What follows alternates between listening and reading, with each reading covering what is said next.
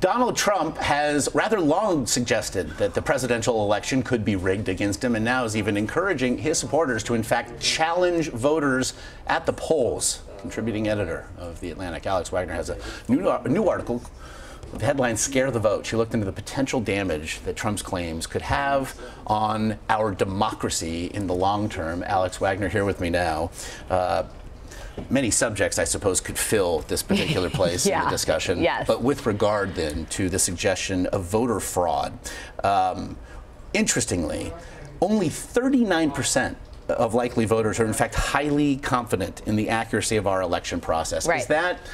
Is that a byproduct of the cycle? Yeah. Is it as everything else sort of goes to pot, of course, legitimacy will go with it? Well, I think so. There are a couple externalities that contribute to it. Certainly, Russian hacks at the DNC do not give Americans, I think, a great sense of confidence that in terms of this sort of cyber element of our elections, that they could be foolproof. Then you have this narrative that's been emerging, largely driven by conservatives for the last couple of years, that the process of voting is actually fraudulent. And there are no statistics to back that up. It's approximately 1 in every 15 million votes that may have been cast fraudulently. Statistically, it hovers about 0%. Yeah, that's right? That's less than 1%. Nonetheless, a lot of states have enacted these sort of voter ID laws that are meant to cut back on so-called fraud.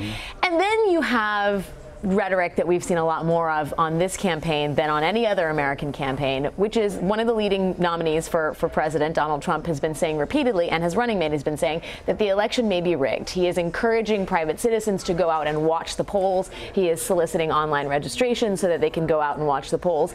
And as it turns out, Josh, that in 39 states in the U.S., private citizens can challenge the eligibility of their fellow voters. In 24 of those states, they don't have to have any proof to challenge the eligibility.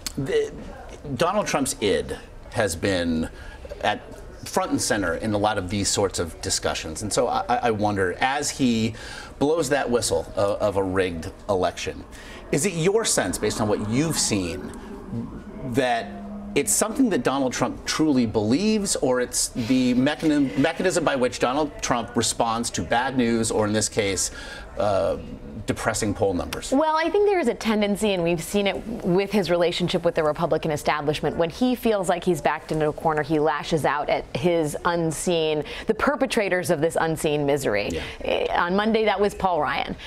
He is predicting, perhaps, to the American public and to his supporters that he may not do as well at the polls as he would like to, and he is therefore preemptively, I think, lashing out at the unseen sort of force behind that, which is the voting process itself. The problem is that's a very dangerous precedent to set, right? If we look at the long-term and medium-term effect on the American democracy, that could disenfranchise and disillusion a sizable portion of the Republican Party. That is problematic when you have a two-party system and a representative democracy. Well, and when you see, his campaign manager yesterday having to entertain questions about strategy meant simply to depress Democratic turnout.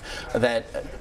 Look, we're not breaking news here that this thing is at times is felt as though it's a race to the bottom. Yeah. But I guess now we are really talking about, how much cleanup there's going to be after this party comes to an end. And I think there are people inside the Republican Party that recognize this. Yeah. Politico has a story this morning about elected and former Republican officials who are saying enough with this talk of the rigged election. It is very important that the American public accept the results of November 8th, whoever wins. I mean, that at least, you have a movement growing inside the party that says this is toxic. This kind of rhetoric could have an incredibly deleterious, cancerous effect on our system of governance on whole. It's interesting, too, as Nancy Cordes pointed out, she was on the plane yesterday. John Podesta comes back to walk through, as best as he felt he could explain, the latest WikiLeaks dump.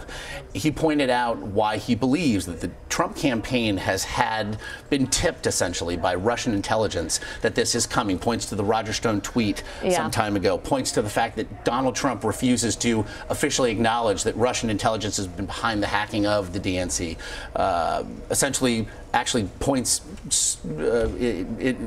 in a roundabout way that it seems like his policy positions more accurately reflect a pro-Russian stance than perhaps a pro-American stance. What do you, the suggestion is, and what would otherwise the WikiLeaks dump be something of an October surprise and a bad week for the Democrats? Sure.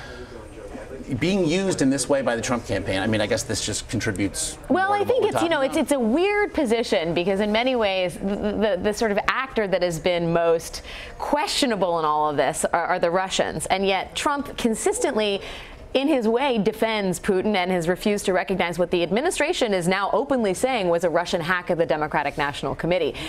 The person to seemingly benefit from the weakening of Hillary Clinton, the exposure of her staff emails, is Donald Trump. And yet Donald Trump is the one saying that the election has been rigged in favor of Hillary Clinton. So it's sort of two sides talking past each other. Now, I will say on the left, when you have the accusations of fraud and tampering by the Russians, there is some proof that they can point to. When Trump insists that this election may be rigged and crooked in some way, there's not a lot of evidence that he's pointing to. A lack of empirical evidence? Yes. In this election cycle? I can't imagine. What rock have you been sleeping under, Alex? Exactly. A big, giant, heavy rock. It blocks the sun. Welcome to the party, such as it is. It's good to be here, Jeff. Alex Wagner of The Atlantic, as always.